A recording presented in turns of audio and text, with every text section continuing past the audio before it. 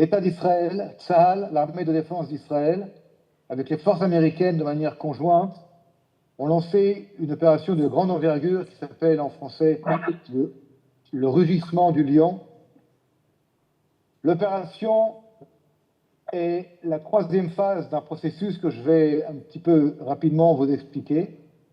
L'opération a commencé il y a 10 jours par une opération qui a duré 100 heures en tout, qu'on appelle les 100 heures de l'ouverture de l'opération, de la campagne, qui a débuté entre autres par l'élimination en moins d'une minute, exactement en 40 secondes, montre en main, dans 2 sites différents, du guide suprême de la République islamique d'Iran, Ali Khamenei, avec 46 autres dignitaires, dont le ministre de la Défense, le chef d'état-major de l'armée iranienne et des dizaines de membres des gardiens de la Révolution et autres éléments qui étaient tous liés à l'appareil de guerre de la République islamique d'Iran.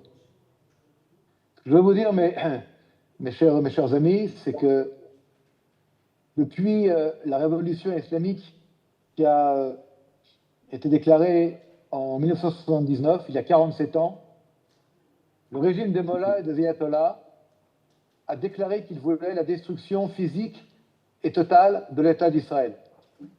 Juste pour vous donner un ordre d'idée, l'Iran aujourd'hui c'est 92-95 millions d'habitants, c'est 3 fois la France en taille, 1 648 000 km², des moyens énormes. Et nous, l'État d'Israël, nous sommes un pays de 21 000 km², avec une population de 10 millions d'habitants. Il faut savoir que notre pays est composé de populations juives, musulmanes, chrétiennes, et que notre pays a aussi le droit de vivre et le droit de se défendre. L'Iran, depuis des années, l'Iran des mollahs, j'entends le régime, se prépare à la guerre et a dernièrement, dans les dernières années, accéléré le programme nucléaire militaire pour l'obtention de l'arme nucléaire.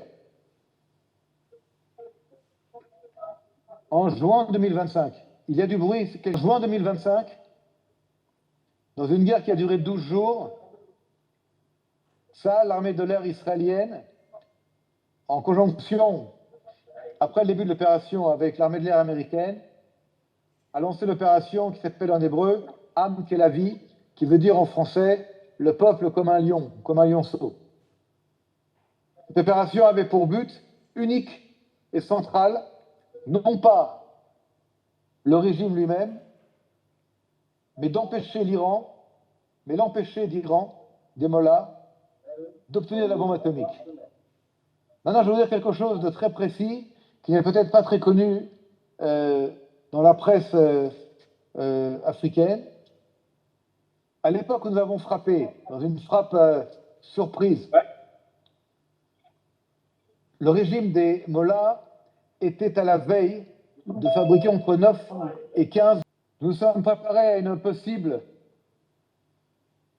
retour d'une action iranienne. Et en fait, le régime iranien a accéléré, après l'opération de juin 2025, les préparatifs de guerre au niveau des missiles balistiques, au niveau des lanceurs. Je rappelle que l'Iran des mollahs avait conservé 450 kilos d'uranium enrichi qu'il avait enfoui et caché pour continuer en secret, dans différents lieux, différents sites, la fabrication de l'arme nucléaire, l'arme atomique. Les opérations israéliennes étaient en préparatif. Comme vous le savez, en janvier 2026, le peuple iranien est sorti dans la rue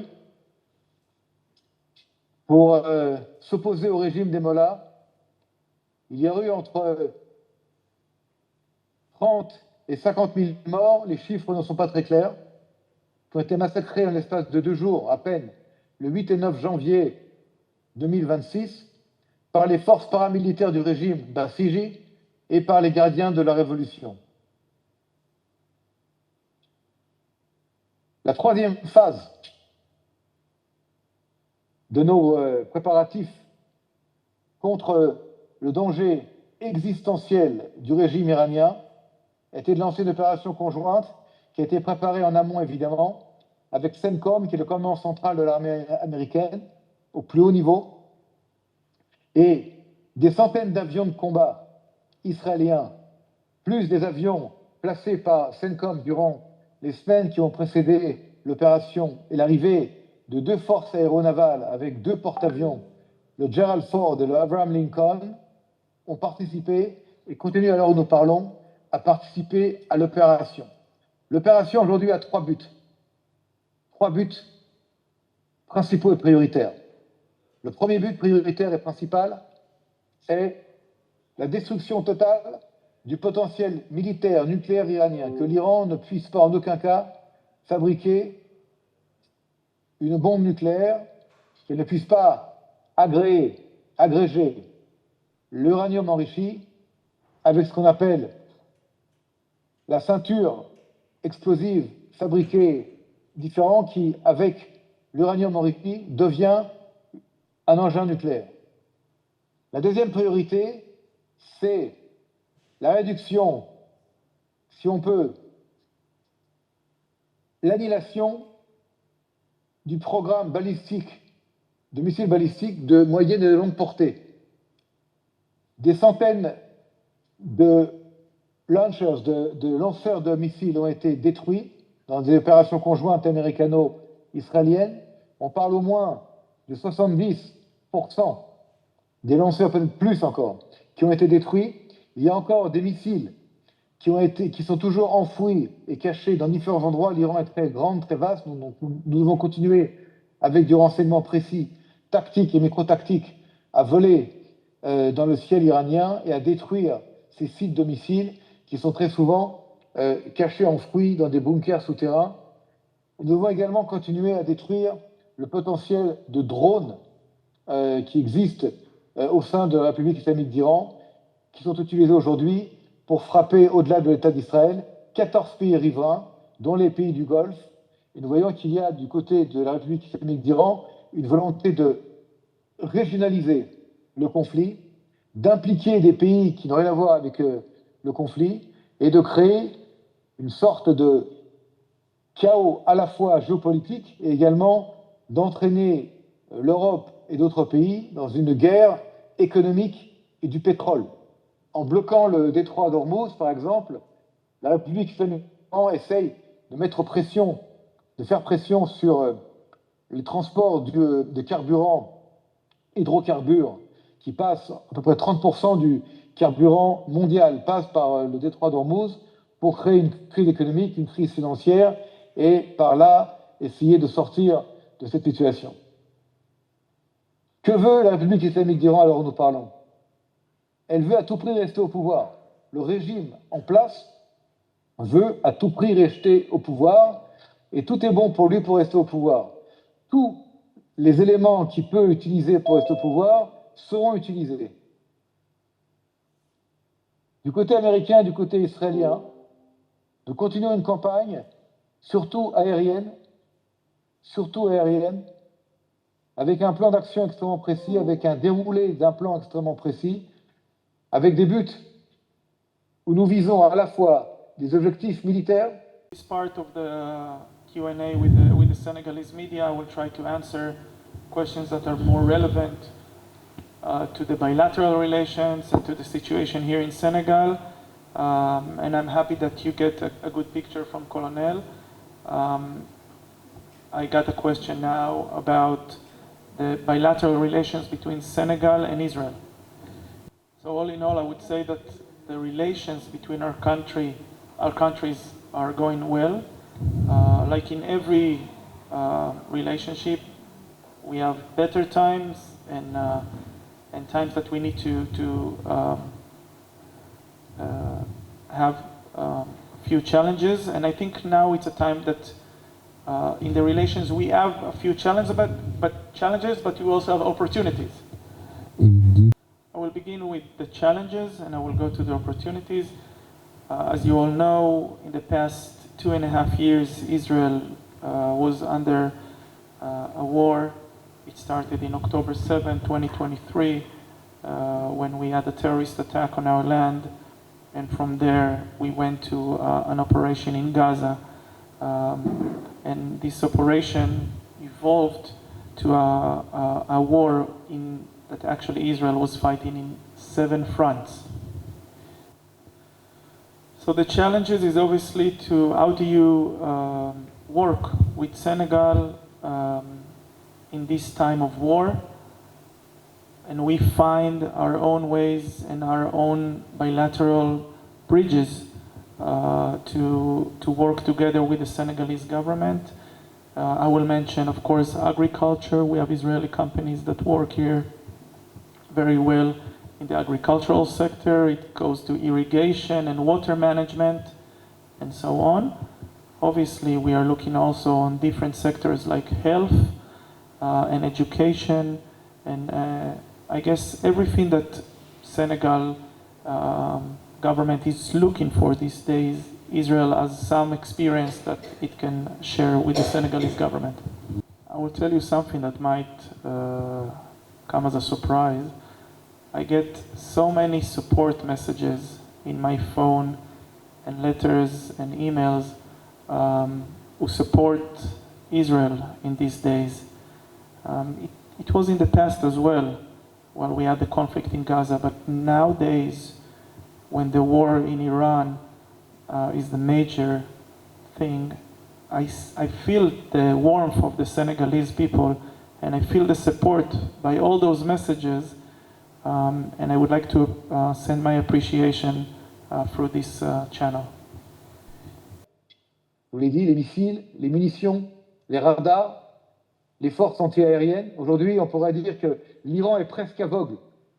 L'Iran est presque aveugle, c'est-à-dire qu'ils sont presque incapables de voir, à part d'entendre le bruit des avions, qu'est-ce qu'ils volent dans les ciels iraniens.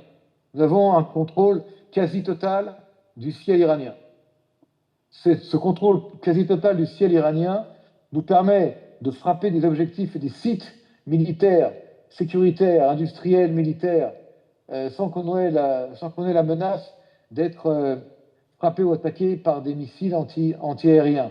Nous avons également détruit la quasi-totalité des radars et du système de contrôle du ciel iranien. Nous avons également fait qu'il y a des grosses difficultés, et je suis prudent dans ce que je vous dis, de communication entre les différentes unités et le commandement central. Mais malgré cela, alors où nous parlons, le régime est toujours en place. Comme vous savez, ils ont nommé un nouveau guide suprême qui est le fils de l'ancien guide suprême, Mojtaba Khamenei, 56 ans, plus extrême que son père, plus radical. Nous savons qu'il est aussi un très riche homme d'affaires qui s'est enrichi évidemment sur le dos du régime des gagnants de la Révolution. Il y a des bruits qui disent que le guide suprême, en mourant, a laissé un héritage de 195 milliards de dollars. Ce n'est pas de l'argent qu'on gagne lorsqu'on est au pouvoir, c'est de l'argent qu'on gagne lorsqu'on vole le peuple, qu'on vole son pays depuis des dizaines d'années. Nous avons que le guide suprême actuel qui a été élu est également richissime par un formidable portefeuille immobilier en Europe, dont des hôtels. Et ce régime qui opprime son peuple, qui court, encore une fois, à la destruction d'Israël, s'est également bien arrangé pour voler son peuple et pour s'enrichir sur le dos du peuple iranien en utilisant des conflits qui n'ont rien à voir avec l'intérêt du peuple iranien. Du côté israélien, ce que je peux vous dire, je sais que Son Excellence, Monsieur l'ambassadeur Yuval Vass vous l'a dit, nous ne sommes en aucun cas en guerre avec le peuple iranien. Bien au contraire. Nous espérons de toutes nos forces que par les actions militaires israéliennes et américaines, il y aura pour le peuple iranien une possible sortie de cette oppression pour se rendre plus libre et être capable de se libérer du joug de ce régime de mort qui, encore une fois, a tué des dizaines de milliers d'Iraniennes et d'Iraniens il y a 2 mois à peine, et qui veut toujours, lorsqu'il parle, la destruction de l'État d'Israël. Je veux également vous dire que parfois les gens nous demandent, mais pourquoi vous avez attaqué l'Iran? Alors, je vais vous dire pourquoi. Mais d'abord, on ne veut pas mourir, et on veut vivre. On a le droit de vivre comme n'importe quel pays, comme le Sénégal a le droit de vivre, comme la Guinée, comme la Côte d'Ivoire, comme le Gabon, comme tous les pays du monde ont le droit de vivre en sécurité. Chacun a le droit de penser ce qu'il veut, mais chacun a le droit de vivre et surtout de ne pas être menacé de destruction physique et totale par un pays qui le fait au nom d'une idéologie qui n'a rien à voir avec l'intérêt du peuple iranien. Le fait d'avoir agi aujourd'hui n'est pas le début d'une guerre. C'est une étape. Nous avons, franchie dans une dynamique générale où depuis 47 ans, c'est l'Iran des Mollahs qui veut détruire l'État d'Israël. Et vous le savez par différents moyens, par leur Hezbollah, par le Hamas, par les Houthis au Yémen. Il a essayé de créer une sorte de cercle avec ses proxys, avec ses supplétifs qui reçoivent entre 1 et 2 milliards de dollars par an depuis des années des caisses des gardiens de la révolution, de l'argent qui provient du pétrole et de la drogue et du trafic. Et d'ailleurs, lorsqu'il y a quelques jours, nous avons frappé 4 dépôts de pétrole à Téhéran, nous avons frappé en fait 4 dépôts de pétrole qui appartiennent directement aux gardiens de la révolution, qui vendent ce pétrole, en général à des pays, je ne veux pas dire le nom pour garder un certain style diplomatique, mais qui vendent ce pétrole à des prix moins chers que sur le marché, et l'argent va dans les caisses et dans les poches des gardiens de la révolution et du régime pour faire la guerre et pour se préparer à la guerre. Aujourd'hui, nous sommes dans une situation où, au niveau des acquis militaires, ils sont extrêmement nombreux. Mais le régime est toujours en place. Et nous continuons à l'heure où nous parlons. Là, je vous parle maintenant, il y a des frappes importantes à Téhéran par l'armée de l'air israélienne sur des bases du régime iranien. Nous touchons également les Basiji et les gardiens de la révolution qui sont directement impliqués dans les répressions du peuple iranien au mois de janvier. La question que peut-être vous allez me poser, combien de temps cette guerre va durer? Elle va durer le temps qu'il faut. Parce que Israël et Tzahal, nous n'avons pas de chronomètre en main pour limiter nos actions militaires et sécuritaires. Vous savez également que nous sommes bombardés quotidiennement par des missiles balistiques, c'était le cas encore ce matin et hier soir, qui font des morts. On a eu des morts hier, 3 morts et des blessés. Le Hezbollah également attaque Israël. Il n'est pas impossible que d'autres proxys, d'autres supplétifs se joignent à la campagne de soutien à l'Iran, des Mollahs. Nous avons également que le Hamas et que le Hezbollah ont prêté allégeance hier et avant-hier au nouveau guide suprême. Donc nous sommes prêts à toute éventualité. Mais l'État d'Israël ne laissera plus jamais le régime des Mollahs être une menace comme c'était le cas auparavant, et évidemment être une menace nucléaire pour l'État d'Israël. Je vais m'arrêter là et vous laisser peut-être des questions. Juste avant mes questions, vous dire encore une chose. Nous sommes un pays qui veut la paix. Mais comme le dit un certain dicton, pour avoir la paix, il faut être prêt à la guerre. Et Israël, en allant dans cette campagne contre le régime des Mollahs, ça fera tout, croyez-moi, pour ensuite revenir à une situation de paix, d'agrandissement, je l'espère, nous l'espérons tous, des accords d'Abraham. Je l'espère également de l'approfondissement des relations qui sont, à mon humble avis, extrêmement importantes entre l'Afrique subsaharienne et l'État d'Israël. On a tellement à faire ensemble et beaucoup à faire ensemble. Et je connais un peu l'Afrique et c'est une région extraordinaire, des peuples merveilleux. J'ai beaucoup d'amis en Afrique subsaharienne. Et j'espère que, malgré cette situation aujourd'hui compliquée au Moyen-Orient, vos yeux et vos cœurs regarderont Israël avec toujours le même regard. Parce que nous, du côté israélien, croyez-moi, je sais ce que je dis, nous avons tellement à faire ensemble dans tous les niveaux. Au niveau développement, au niveau médical,